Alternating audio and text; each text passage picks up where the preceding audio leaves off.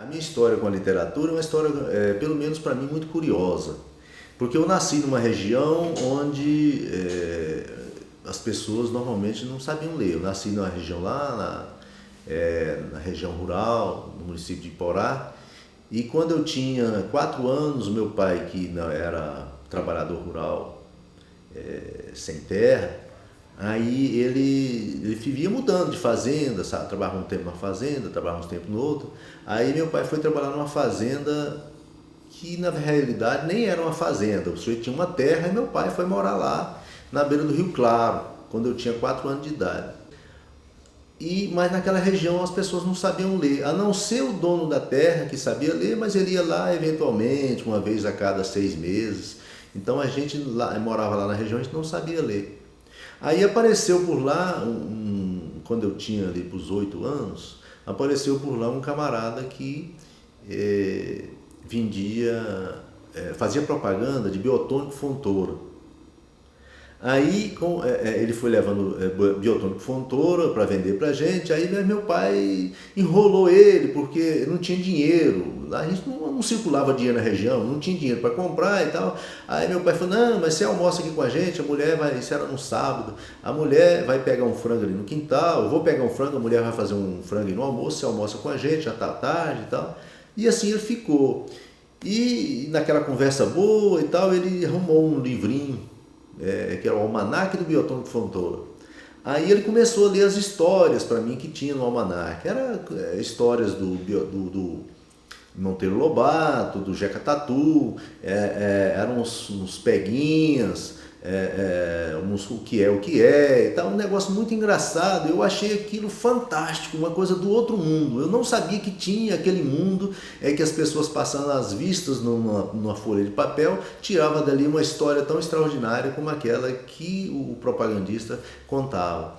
E eu fiquei tão entusiasmado com aquelas histórias e pedi a ele para ler de novo uma história que eu achava interessante. Ele lia, eu tornava a pedir, e meu pai falou, meu filho, você está enchendo a paciência do moço, não faz assim e tal.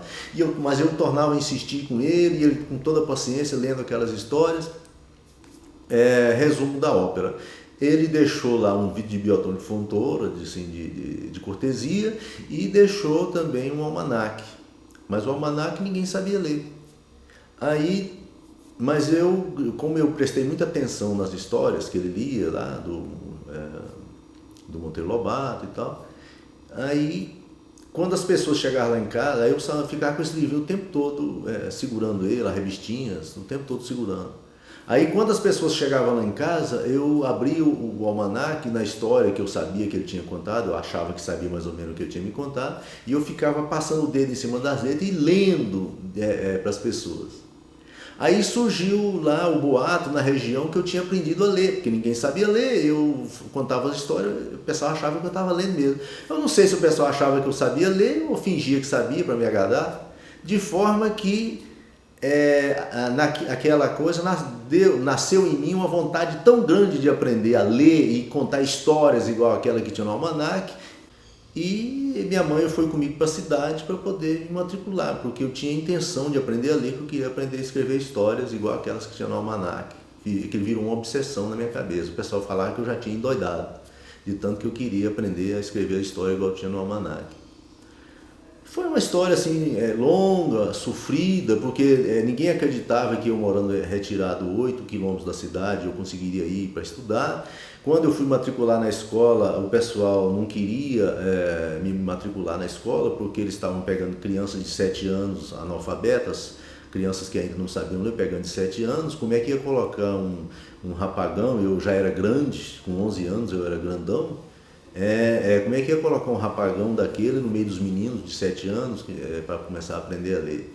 Então eu chorei lá no dia, a diretora se sensibilizou e acabou aceitando a minha matrícula e eu comecei a estudar. Eu ia todo dia para a escola e assim eu acabei começando a estudar e estudei.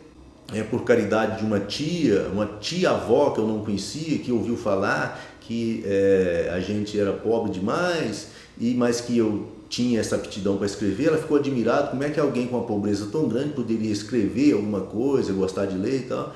E um dia ela foi lá em casa e conferiu a nossa pobreza e conferiu a minha aptidão para leitura. Ela falou, não, o dia que você terminar aqui o ginásio, aqui na cidade, que é Iporá, você vai lá para casa. A gente é pobre também, mas de repente a gente consegue encaminhar você lá.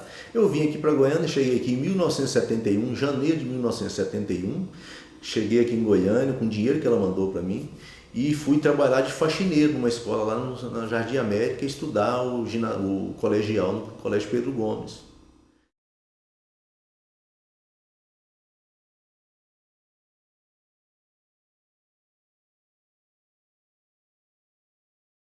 E foi que realmente eu comecei a escrever, aí eu comecei a escrever para suplementos literários, já em 72, já estava escrevendo para suplemento literário aqui em Goiânia, tinha a Folha de Goiás, tinha o 5 de Março, tinha o Popular, e eu já comecei a escrever para esse pessoal. Então tem 40 anos que praticamente eu comecei a publicar textos. O meu primeiro livro eu publiquei, eu já estava meio velhinho, eu já estava com 34 anos. Na realidade, esse livro foi um livro de poemas, chama Estação do Cio. Eu estava com o livro pronto, um livro que inclusive eu gosto muito dele ainda até hoje. E naquela época não existia lei de incentivo. E aí eu trabalhava na Caixa e conhecia empresários e tal. Aí eu fui nos empresários e falei, estou querendo publicar esse livro, vocês bancam para mim? O pessoal na hora, eu falei, então tá. Eu publiquei o livro, então o primeiro livro foi bancado por patrocínios de pessoas privadas. Depois desse livro vieram outros livros. Vieram um outro livro de poemas chamado Coisa Incoesa, que trata assim, dessa confusão que já estava começando a surgir, essa confusão das novas comunicações. Então a coisa estava muito incoesa ainda, então eu chamei de Coisa Incoesa tentando traduzir o sentimento que eu tinha do mundo naquele momento. Escrevi um romance logo em seguida chamado Centopeia de Neon. Esse romance Centopeia de Neon já está na 6ª edição. É um romance que foi premiado aqui em Goiás, na Bolsa Hugo de Carvalho Ramos. Foi finalista da Bienal Nestlé, que era um dos maiores prêmios que tinha no Brasil na época. E foi finalista no Prêmio Casa das Américas de Cuba.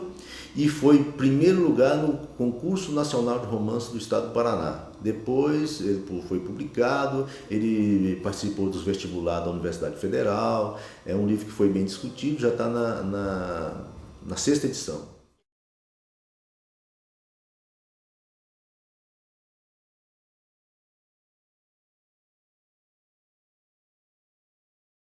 Esse romance, Naqueles Morros Depois da Chuva, foi um trabalho de pesquisa histórica e um trabalho de pesquisa de linguagem, e onde eu tento unir esses dois fatores da formação do Estado de Goiás. Eu tento pegar uma suposta linguagem que se falava naquela época, com os fatos que aconteceram. Eu coloco um narrador daquela época, com todos os seus cacuetes, os seus preconceitos, dentro da sociologia da época, da antropologia da época, que nem existiam essas ciências ainda, é bom dizer.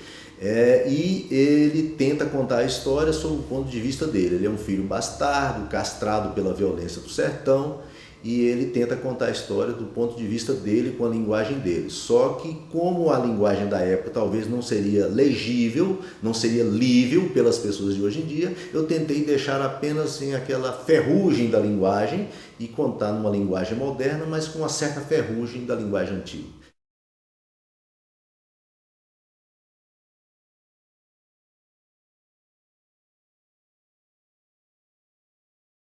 São tantos os nomes que eu acho que a nossa literatura ela vive uma pujança muito grande do ponto de vista da produção. O que nós não temos hoje é uma pujança literária do ponto de vista da leitura. Hoje eu acho que tem proporcionalmente muito escritor e pouco leitor. Existe uma coisa nas artes, mais especificamente na literatura, que é uma coisa que não tem muita explicação nos dias de hoje. Uma pessoa que publica um livro na Europa, Estados Unidos, o livro chega aqui no Brasil, chega em todos os lugares com uma facilidade muito grande. Um livro que é publicado no eixo Rio-São Paulo, ele chega aqui com uma relativa facilidade. Mas um livro que é publicado aqui, ele não chega, ele não sai daqui.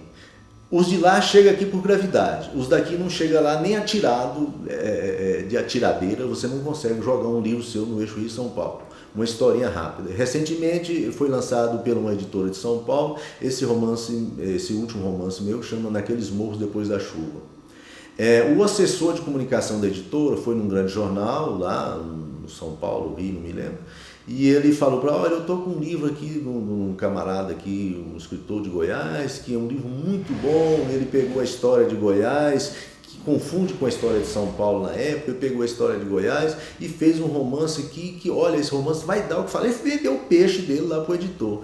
Ele olhou para o assessor da editora e falou, rapaz, você acha que eu vou botar no meu jornal um escritor de Goiás contando a história de Goiás? Vê se me erra. Né? Ele me contou essa história. Quer dizer, existe um determinismo geográfico. O sujeito que nasce na província, ele é coberto pelas sombras da província e ele não é visto pelos grandes centros. Já o sujeito que nasce, que trabalha nos grandes centros, daqui da província você enxerga ele, admira, a coisa toda. Então existe essa discriminação que não deveria existir mais em razão dos meios de comunicação que vigoram hoje em dia. Você imagina que um sujeito que está lá em Nova York, se ele não for muito atento, ele pode estar menos informado do que um sujeito que mora em Biscoito Duro, aqui em Goiás, porque lá em Biscoito Duro ele está o dia todo num canal de notícias, ele está na internet, está em todos os veículos de comunicação das redes sociais, e às vezes o sujeito que está lá desde Nova York não está tão atento ao que está acontecendo no mundo. Então esse determinismo geográfico de achar que alguém que mora nos grandes centros, ele está mais informado do que o sujeito da província, isso é balela que não pode existir mais hoje em dia. Bobagem.